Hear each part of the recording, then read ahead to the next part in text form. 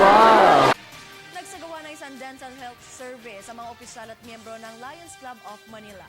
Ilan sa mga naging aktibidad ng grupo ay para sa naturang proyekto na pamimigay ng mga toothbrush at toothpaste sa 1,000 estudyante ng daycare at libreng eye screening para sa kanilang mga magulang at ilang senior citizen na may katarata.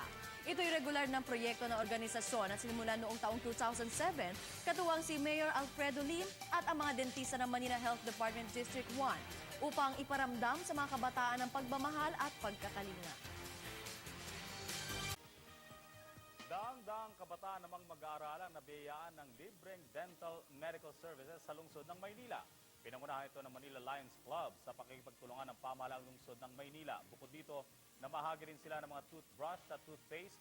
Nagsagawa rin sila ng feeding program para sa 1,000 daycare children. Nagkaroon din ng libreng eye screenings para sa mga magulang ng mga kabataang mag-aaral. Samantala, nakatakda namang operahan sa katarata ang ilang senior citizens doon.